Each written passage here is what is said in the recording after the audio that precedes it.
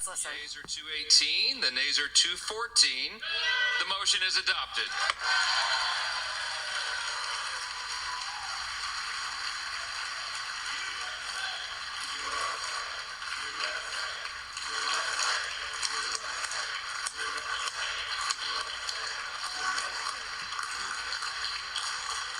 Without objection, the motion to reconsider is laid on the table.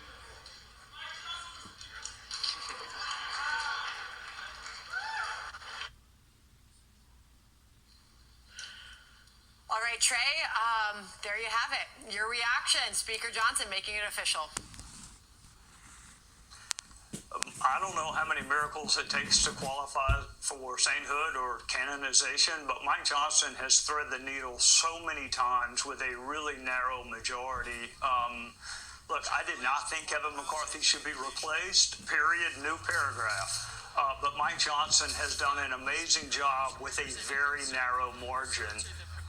He's just a really modest guy, so he's not going to take a lot of credit for it. You know, Trey, Republicans really couldn't lose too many votes here. They get this thing with a 4-vote margin. They had 2 members of their own party vote against. The cohesion that you're seeing from this party has to leave Speaker Johnson feeling pretty good about what the next about year and a half has in store for him. Well, there's a reason he thanked the White House, because the White House is the reason for the cohesion. So you got James Blair, you have other members of the legislative liaison, but you also have Donald Trump with a telephone. And no one is better at moving people off of their deeply held previous conviction than President Trump. I've never seen anything like it, whether it's the threat of a primary, whether it's personal relationship. And I would bet you, I haven't spoken to Congressman Fitzpatrick. His brother and I served together. I have a lot of respect for their service to our country, but I bet he would not have been the deciding vote to see this fail. He may have seen that we have enough of a margin, I can vote the way I want to vote, and it still passes. That is not unheard of in the House, to wait and look and say, okay, you got it, now I'm going to vote the way that I want to vote. Okay, so the House is adjourned, but we're also being told right now to expect to hear from Speaker Johnson soon. I can assure you that if he does, we will certainly have that for our viewers. The vote was 218 to 214. You saw after the gavel went down, chants of USA, USA.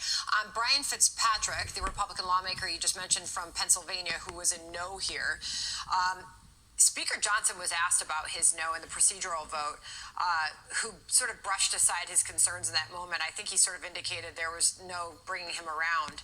We can pop this live shot. This is where we're about to see Speaker Johnson speak here shortly. He said, quote, following the procedural vote, that he tried to encourage him to get to a yes, though Johnson acknowledged Fitzpatrick has, quote, got a number of things he's just concerned about. Regardless, he made it happen, Speaker Johnson, Trey. Yes, he's a miracle worker. This is not the first one, Sandra. I mean, he's got a historically small margin. He's got a fractious, non-monolithic party. I mean, thank God Gates is gone. Some of the biggest troublemakers are gone, but this is still really, really impressive what he's been able to do the first 7 months of this year, especially since it took Trump getting involved to even get him over the speaker deadline. You know, Trey, you look at Congressman Fitzpatrick, right, and he's in a Harris district in 2024. There aren't many of those districts remaining where you have a Republican representing a district that was won by a Democratic presidential candidate and vice versa. We are really seeing a much different mix-up in Congress where those middle-of-the-road districts have begun to disappear, no? No, that's right, but they are the majority makers. So California, New York, New Jersey, those are blue states. But Mike Johnson would not be given a speech right now if it weren't for Republicans like Mike Lawler, who were able to win in blue states. And it's different winning in New York than it is winning in Macon, Georgia. And Republicans have to understand that. The same argument won't work in the South that will work in the Northeast. And the party's got to be big enough to embrace that. Trey, we're watching live what appears to be appears to be where Speaker Johnson is going to speak soon. Obviously, he's going to take a victory lap, but then it's get right to work here. A lot of promises made to the American people, Trey, and one of which, as far as the economic promises made, I mean, this is big promises of growth, but already an administration that has shown a lot of growth. But surely, keeping the taxes lower was a huge goal and a huge must for this administration. And you're going to hear them take a victory lap, but it's get right to work after that. And selfies. There's also selfies.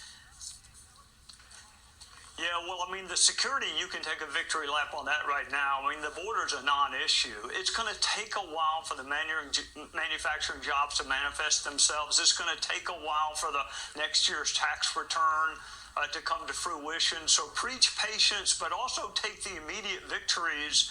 I mean, we don't even talk about the border anymore. Trump has closed the border. Who would have thought that was possible 2 years ago? Take the immediate. Mike is not going to brag, I can tell you that. He's a very genuinely modest guy. He'll give the credit to others, but he will push back on what Hakeem said. Large chunk of the Republican conference in your screen right there. Speaker Johnson expected soon to take a